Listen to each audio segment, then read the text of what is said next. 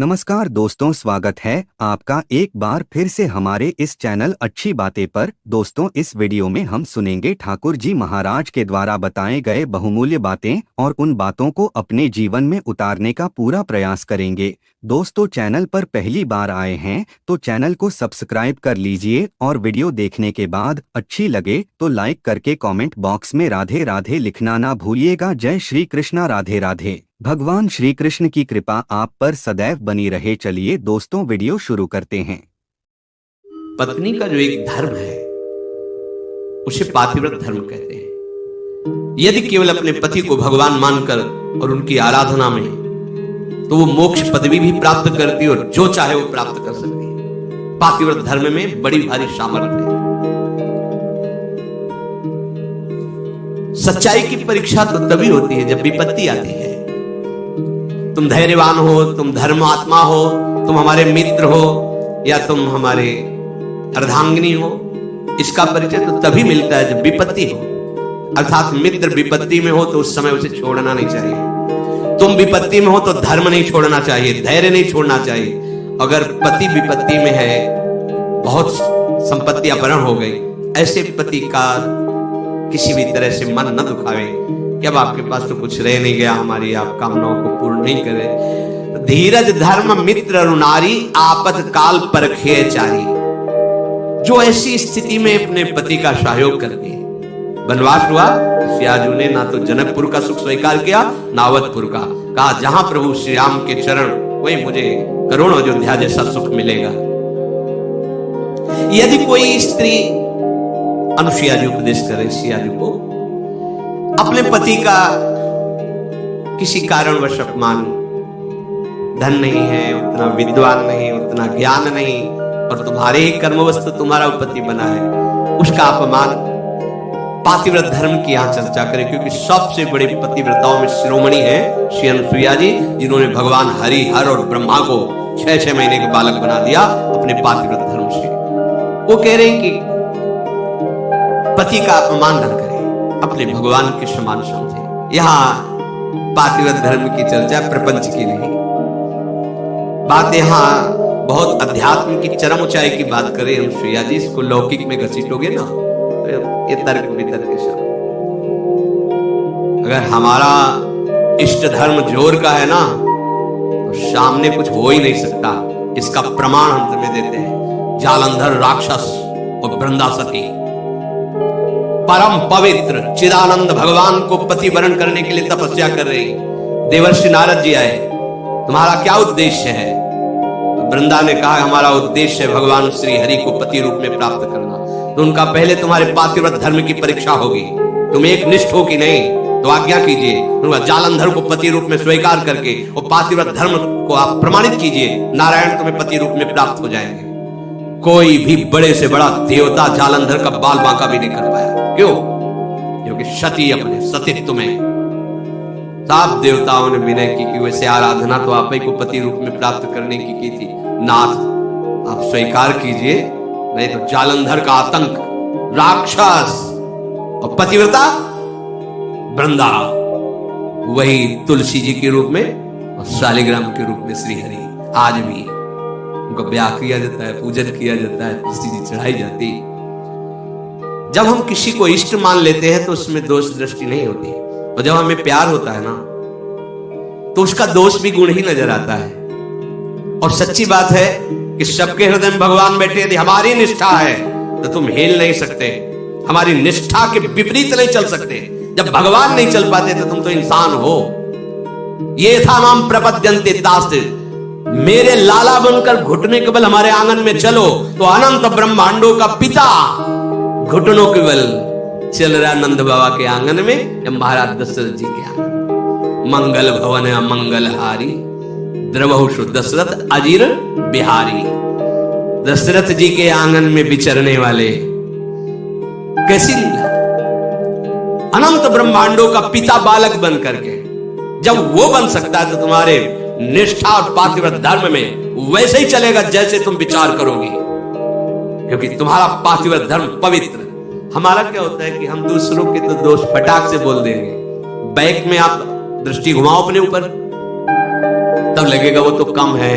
अगर हमारी बात खुल जाए बहुत ही हम गलत हैं। संत सदैव सत्य स्वभाव वाले साधक उपासक बाहर नहीं देखते, अपने अंदर देखते हैं। अपने दोषों को मिटा दो तो बाहर केवल भगवान या दूसरा कोई है ही नहीं। श्री अनुसुईया जी बड़ा सुंदर गृहस्थी में स्त्री शरीर पुरुष शरीर धारण किए, इनको भगवत प्राप्ति का सहज उपाय बताया और यह ऐसी सामर्थ्य।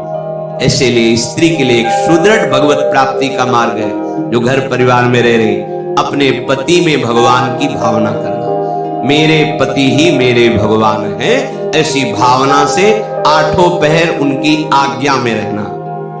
जैसे कोई प्रश्न कर सकता है कि अगर पति ही दुराचारी हो तो शास्त्रों में वर्णन किया गया है कि आप अपने भाव रखिए और फिर विधान जैसा होगा अपने आप दूरी बना दे, क्योंकि आप और आपके पति के बीच में भगवान का भाव है ना, वो संभाल लेंगे, वो आपको बचा लेंगे, वो आपको दूर कर देंगे। ऐसा भी हो सकता है।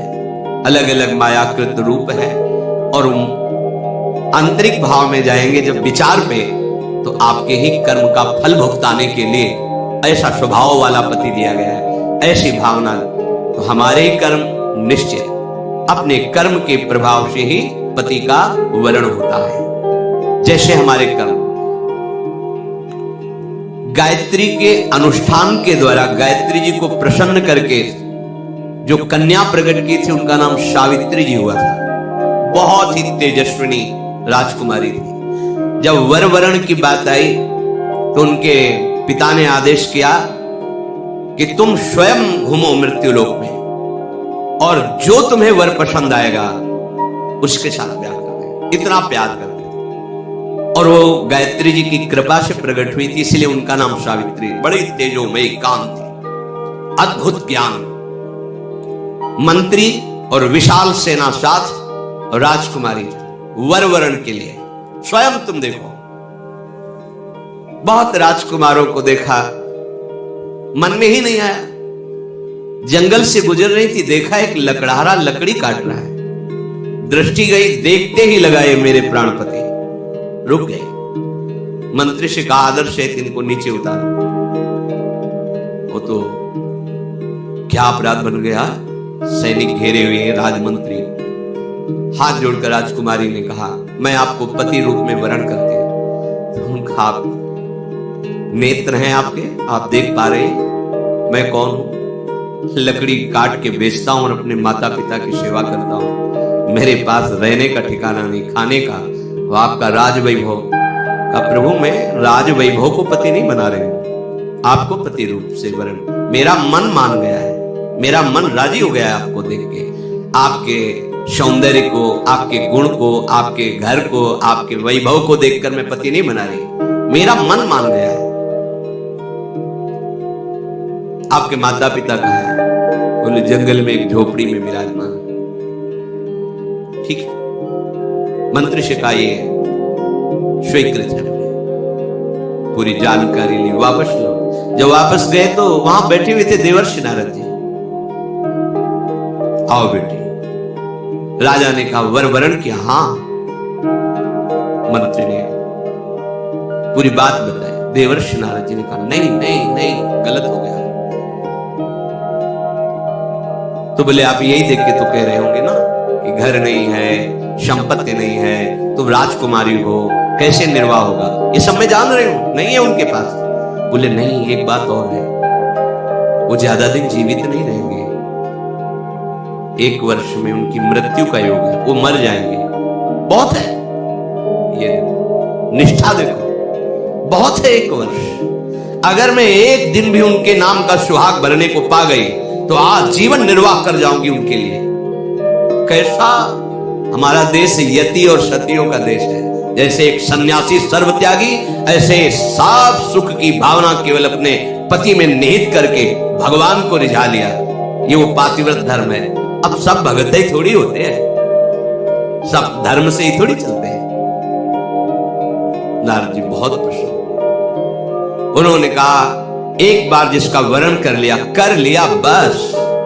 जैसे मां भगवती पार्वती जी ने सप्त ऋषियों को जवाब दिया था कोटि जन्म लग रगर हमारी, बरऊ शंभु न तराहो कुमारी। तुम एक बार की बात कहते हो, करोड़ों बार जन्म लूंगी और तपस्या करूंगी,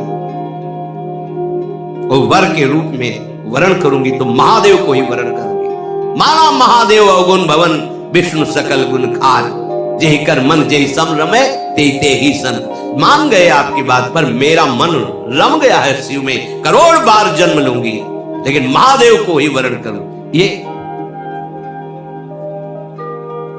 सावित्री जी का ब्याह हुआ, पिता ने अपार वैभव, वही अकेले थे, बिल्कुल एक भी सुख नहीं लिया। नहीं, मेरे पतिदेव के ही सुख में सुखी रहूंगी, आपका कुछ भी दहेज, कोई भी एक वस्तु स्वीकार नहीं करूंगी। बहुत सत्यवान जी प्रसन्न हुए, उनका नाम सत्यवान, और कहा प्रिय, पता नहीं किस पुण्य और सौभाग्य से तुम्हारी जैसी हमें पत्नी मिली। वैसे मैं भी एक राजकुमार हूं, मेरे राज्य का अपहरण कर लिया गया बैरी राजाओं ने। मेरे माता पिता वयोवृद्ध थे, उनको लेकर मैं जंगल भाग आया हूं और वास कर रहा हूं। पर मैं तुम्हें कैसे, उनको ये पता नहीं कि मैं 1 वर्ष की आयु, लेकिन सावित्री जी को पता है, मैं तुम्हें कैसे सुख प्रदान कर सकता। बोले भगवान, बस आपकी चरण सेवा करके आपको सुखी देखकर मैं परम सुखी रहूंगी। सुबह वो लकड़ी काटने के लिए चले, वो साथ चले, उनका नहीं, हमारे माता पिता की सेवा में जो आ गया। और वो जिस दिन से ब्याह हुआ था उस दिन से तिथि गिनना प्रारंभ कर दी।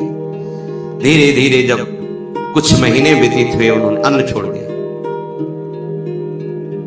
सत्यवान ने पूछा क्यों? बोले हमारी कुछ मन में ऐसी कामना है कि मैं नियम पूर्वक रहूं। कुछ समय व्यतीत हुआ, जल छोड़ दिया, वायु पी करके केवल मंत्र जाप करते हुए कि पति का शरीर छूटा, मैं अपना शरीर रखूंगी नहीं, छोड़ दूंगी। और जब वो तिथि आई उनका, आज भगवान मेरी इच्छा है कि आपके साथ मैं वन में चलूं। नहीं माता, आज तक आज्ञा मांगी, केवल एक दिन, आज केवल, फिर जैसी आपकी आज्ञा होगी, पर आज आपकी आज्ञा उल्लंघन करूंगी और आपके साथ चलूंगी। उनको पता था आज आखिरी दिन है, सत्यवान को पता नहीं। गए, चलो, तुमने पहली इच्छा प्रकट की है, अभी तक कोई इच्छा ही नहीं प्रकट की थी, और वो भी इच्छा अपने पति के अंतिम दर्शन और वही प्राण त्यागना, निश्चय इनका ये था। लकड़ी काटने लगे, सावित्री ऐसा लग रहा है मेरा सर फट रहा है। बोले भगवान नीचे आ जाइए, समझ गए, आप लेटिए। सर को अपनी गोद पे रखा, मंत्र चल रहा है, शांत, देखती कौन आता है और मेरे पति का स्पर्श करता है। ब्रह्मचारिणी पातिव्रत धर्म से युक्त गायत्री के अनुष्ठान से प्रकट हुई और मंत्र चल रहा है।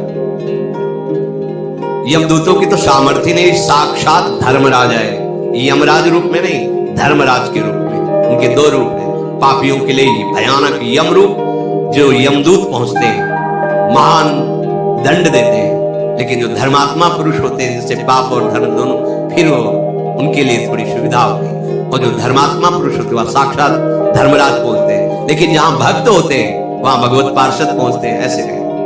और यहां तो भगवत पार्षदों का भी प्रवेश नहीं। श्री जी की सखियां जो अत्यंत करुणामयी, देखा सामने धर्मराज,